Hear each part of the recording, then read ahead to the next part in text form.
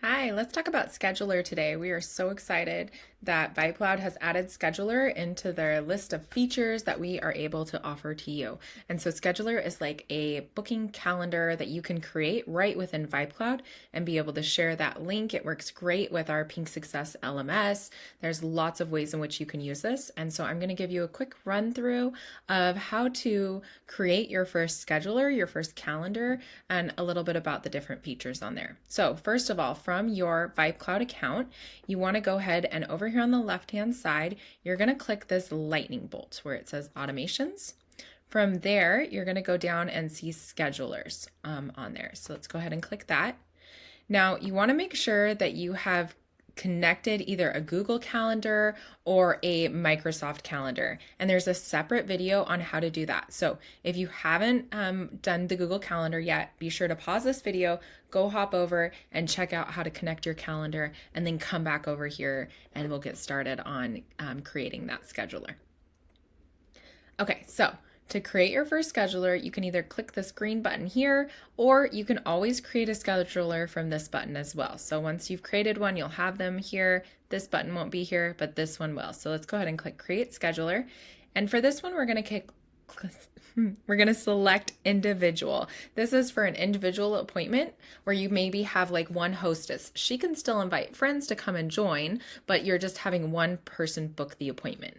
Group would be if you are having like an event somewhere and multiple people can come, not just one hostess and her friends, but just several other different people. You want to allow multiple people to be able to attend at that specific time slot. So for this one, we're going to go with individual. Once you've clicked that, it's going to pop up with some options. So first of all, we're going to type in our event name. And for this one, we're going to do virtual facial with PinkSuccess. Okay, then you can actually change your URL that's going to go out. So you could change it to be facial with PS.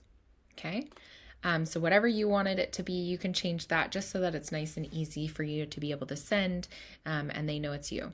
This is where you need your connected calendar. So we already have our calendar connected, and yours, once you connect it, should automatically pop up. If it doesn't, be sure to just click the drop down, select the calendar you want, and then click Set as Default right here so that way they're easily able to do that. Okay. Now from there, you have some conferencing options. Okay, you could do none. Maybe you don't want to offer any conferencing or any virtual appointments. Maybe this is an in-person appointment, and then you'd put that in the description. You could do Google Meet, Zoom, or even just put in your phone number. For Zoom, you want to go ahead and click that, and then you would enter a personal meeting URL. So I'm just going to click one that we've got here. And then from that, you want to add your description. Now note, this description is actually going to go in the confirmation email. So this is not a description that they're going to see on the website when they're booking an appointment, but rather one they'll receive afterwards. So okay, so I've added a little description into the box here. You can put whatever you want. If you're having a physical, the event is a physical location, I recommend putting the address in this description. So you would be putting that in there, okay? Once we've got all of these things in here, we're gonna click Create and Continue Editing. Once you click that, it's going to open up to this new window where it has scheduling. Okay, so if we were to click on details over here, these are the details that we just put in there. So if for some reason you realize, oh, I want to change that and I need to have it be something else, that's where you could do that. Otherwise, we're going to leave that. We're going to click on scheduling now, and this is where you're going to add in your calendar. So you can choose how many days into the future you want somebody able to book with you. Maybe you only want it to be 2 weeks in advance. Okay. You can also select your availability. If you're not available on Mondays at all, just simply click the M, and you'll notice now it's white instead of blue there, and these are kind of grayed out. That means these times are not going to show up. All right, and then maybe on Tuesday you're not available until 11 a.m. And on Wednesday you're only available till 2 p.m. You can change your times in here to have time blocks. Okay, you can also add buffer time. I really like doing this, especially if you're having a virtual appointment. So you can add a before or an after meeting buffer. So here you can come and click here and just do like 15 minutes afterwards that you want this buffer time to be. All right. And that just means that if you're booking appointments virtually, they won't be back to back. You give yourself a little bit of cushion in case one runs over time. Okay, you can also put in minimum notice. Now, this is nice because people can book appointments with you and you could decide maybe I want them to book them at least 1 day in advance. You could even do 1 week in advance, all right, or 2 weeks or 3 days in advance. Whatever you need in order to be prepared for that appointment, you can make that selection.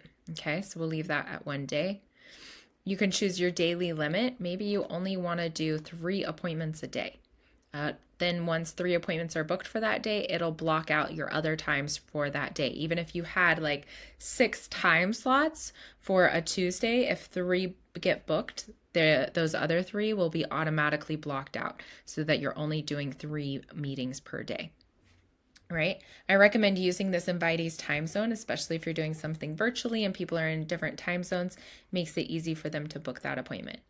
Next, we have form fields. This is what they're going to fill out when they book that appointment. So any additional information other than their first and last name, email, and mobile phone that you want, you would add that down here. So for example, we're going to click Create Field for Form, and then we're going to go ahead and do a pick list.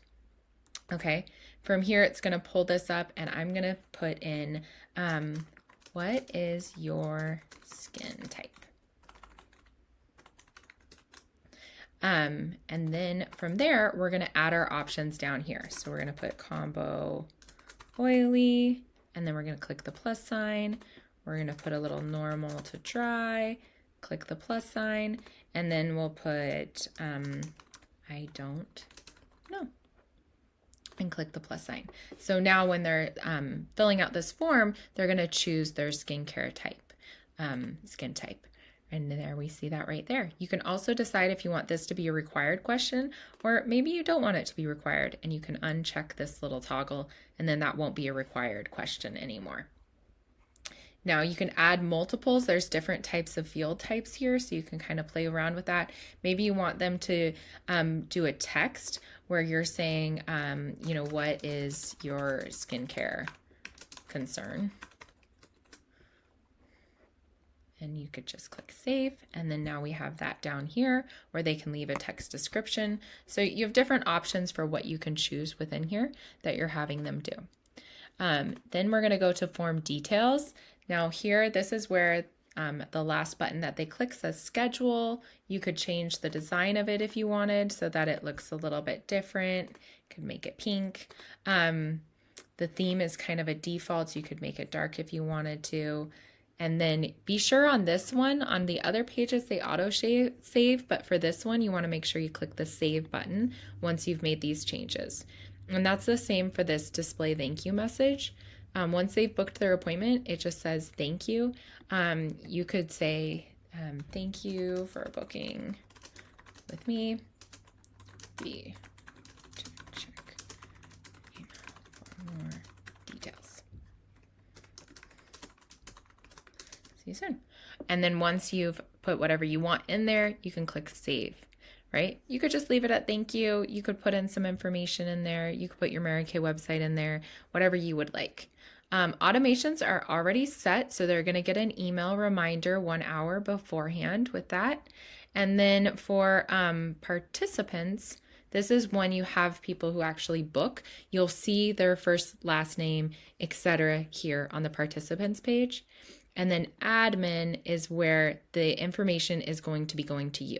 So you don't really need to mess with admin unless you want that information also to go to somewhere else, in which case you would put their info here on send alert to contacts on booking.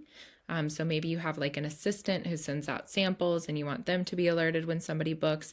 You could put their email right here, and then they will also get an email when somebody books an appointment with you.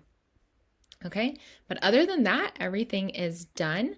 And what you can do now is you can click this little blue book view booking page here, and you'll see now that it opens up your booking page, virtual facial with PinkSuccess.